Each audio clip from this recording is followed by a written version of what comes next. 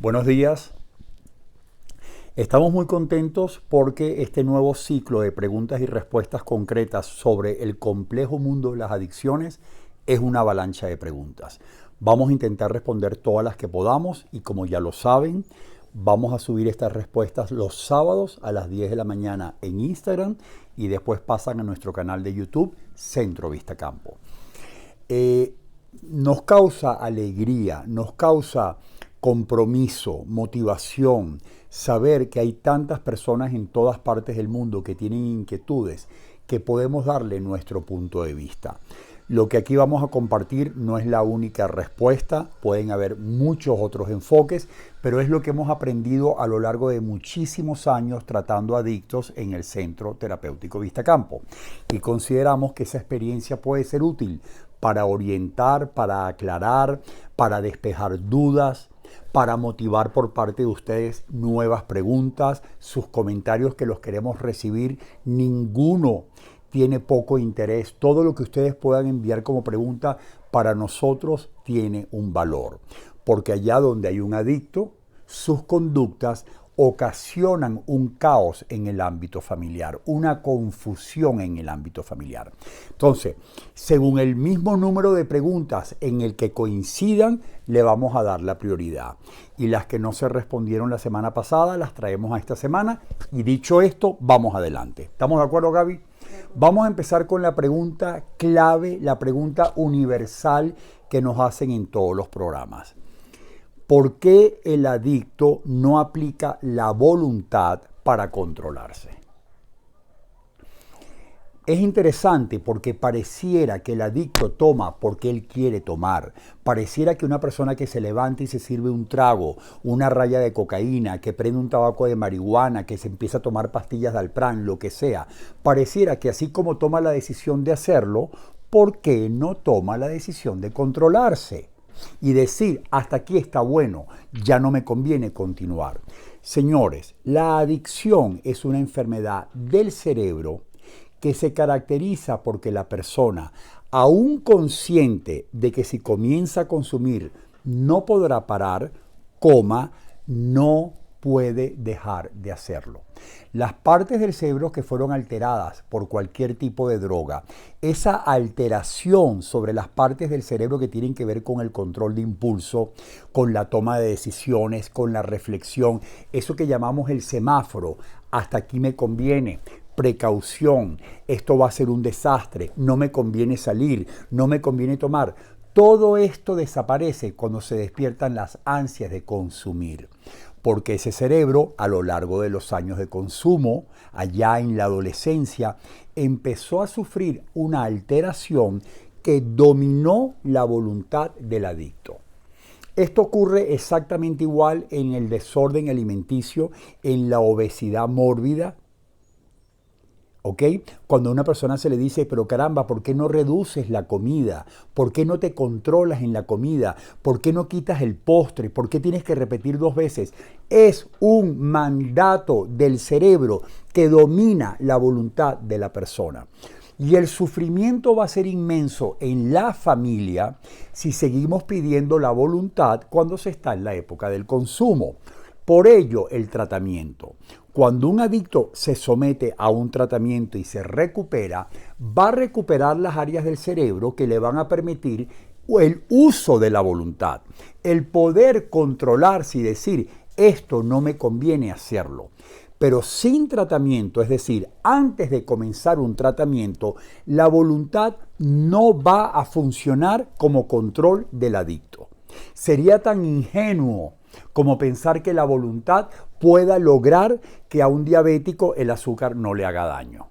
O que una persona alérgica a los mariscos únicamente por voluntad se coma una paella y no tenga ningún tipo de consecuencia. No podemos contar con la voluntad. Es un daño inmenso decirle a un alcohólico, a una mujer enganchada a las pastillas, a un joven enganchado a la marihuana, chico, contrólate. Y les voy a hacer una pregunta por sentido común. Si se pudiera controlar, ¿por qué no lo haría? Los cientos de pacientes que se ingresan en los centros en todas partes del mundo, inclusive en Vistacampo, si hubiesen podido controlarse, se ahorran tener que ingresar en un centro terapéutico. Entonces, cuando una persona ha perdido el control, necesita especialistas que lo ayuden para él poder seguir un programa que de una forma integrada, de una forma paulatina, progresiva, le vaya dando las destrezas, le vaya dando las fortalezas que se llevó la droga, ¿vale? La voluntad no es una herramienta a utilizar mientras se está consumiendo drogas. Sigamos. Hay una pregunta que nos hacen siempre y es ¿por qué hay diversos tipos de tratamiento? ¿Por qué uno es mejor que el otro? Que por qué unos son tan costosos y otros no. Estas preguntas no tienen sentido y les explico por qué. No existe un solo perfil de adicto y no existe un solo modelo de tratamiento. Es una enfermedad multifactorial. Cuando te llega un adicto a una entrevista, tú tienes que evaluar el nivel de deterioro, qué otras áreas de su organismo se han visto afectadas, si tiene cirrosis hepática, si tiene problemas en los pulmones por el cigarrillo, si tiene un problema de sobrepeso por un desorden alimenticio. Y esto no es sencillamente igual para todos. Tú puedes tener 10 adictos sentados en la sala de terapia y tienes uno con una patología dual, que sufra, por ejemplo, de adicción y de bipolaridad, de adicción y esquizofrenia, de adicción y falta de control de impulsos, con personalidades antisociales. Hay cualquier cantidad de trastornos que pueden acompañar la adicción. Entonces, cuando nos escriben esto, uno dice que como cualquier enfermedad, el cáncer no se desarrolla igual en todos los organismos. Unos requieren quimioterapia, otros radioterapia, otros tienen que tener una cantidad de asistencias complementarias. Entonces, ¿por qué se habla de que es costoso?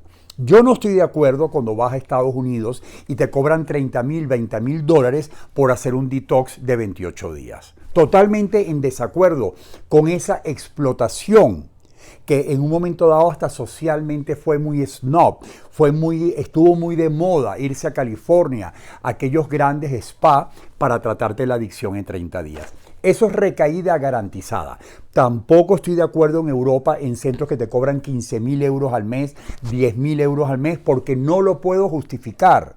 Pero un momentico, también es verdad que cuando hablamos de un paciente que requiere una atención en modelo residencial, señores, alguien tiene que pagar las 3 comidas al día, alguien tiene que pagar la nómina de las enfermeras, alguien tiene que pagar la nómina de un médico 24 horas disponible, porque no sabemos la reacción que pueda tener el paciente, si puede sufrir de un delirium tremens, si puede convulsionar, si la abstinencia después de tantos años de droga supera la posibilidad del paciente per se para tranquilizarse. Tienes una parte deportiva, tienes una parte de rutinas, tienes monitores, tienes profesores de arteterapia, tienes terapeutas cualificados que dan terapias individuales, dan terapias de grupo. Bueno, todo esto en el planeta Tierra tiene un costo.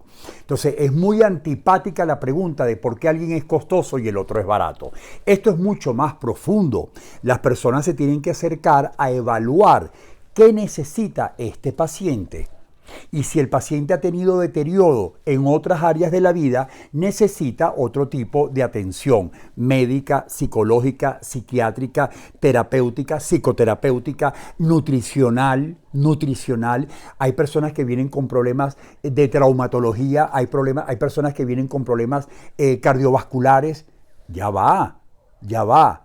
Eso es un ser querido que se tiene que someter a un diagnóstico, a una evaluación que nos va a arrojar si la persona puede ir una vez a la semana a los grupos de anónimos, si la persona requiere un centro de día que llegas en la mañana y te vas en la tarde, o si la persona por el ámbito familiar se tiene que apartar, tiene que estar en un modelo residencial, sus características de personalidad requieren una contención que temporalmente él no puede tener, y esto implica un equipo profesional que evidentemente tiene sus honorarios. Y una persona que desayuna, almuerza y cena en un país como Venezuela, alguien tiene que cubrir los costos. Espero que quede claro. Sigamos adelante. ¿Es así o no, Gaby? Es así. Tercero. Quedan 5 minutos. ¿Cómo que quedan 5 minutos? Métele 5 más. ¿Dónde estoy yo en la tercera pregunta? Ya me perdí. Bueno, esta pregunta es muy seria. Si la adicción y los trastornos mentales pueden ir de la mano. Escuchen bien. Los estudios revelan, yo estuve en un congreso en Valencia, España, hace 2-3 años de patología dual, y fue revelador la información que llegó de los expertos que se dedican a estudiar y a ver qué está pasando con el mundo de las adicciones. De cada 10 pacientes que ingresan en un centro, de cada 10, 7 presentan otro tipo de patología. Cosa que antes no se sabía, pero ahora mientras más se profundiza en el cerebro del adicto, mientras el abordaje, ¿no?, implica la lectura del médico, del psiquiatra, de los terapeutas, de enfermería, y podemos ver cómo funciona, hemos podido observar que muchas veces hay una patología originaria de base. Vamos a hablar, por ejemplo, de bipolaridad, vamos a hablar de personalidad limítrofe, vamos a hablar de cualquier tipo de trastorno, vamos a hablar de una cantidad de patologías que estaban solapadas detrás de la droga, pero que la droga ese paciente la encontró como una solución para autoadministrarse, para calmar las voces, para calmar una confusión en la manera de funcionar el cerebro que lo estaba enloqueciendo. Y sin darse cuenta la persona empezó a autoadministrarse y ahora desarrolló la adicción. Esto hay que tratarlo de una forma integral.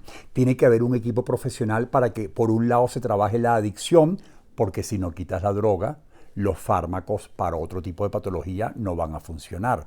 Entonces sí es verdad, hoy en día el perfil de adicto que únicamente tiene problemas de adicción es la minoría. La mayoría presenta otras áreas que se tienen que trabajar desde el punto de vista de su cerebro, que implica el trabajo multidisciplinario, de ahí los costos, como decía antes, y el modelo residencial, donde esa persona va a pasar una temporada y todas las áreas se van a ir recuperando. No solo quitar la droga, hay muchas otras áreas que trabajar.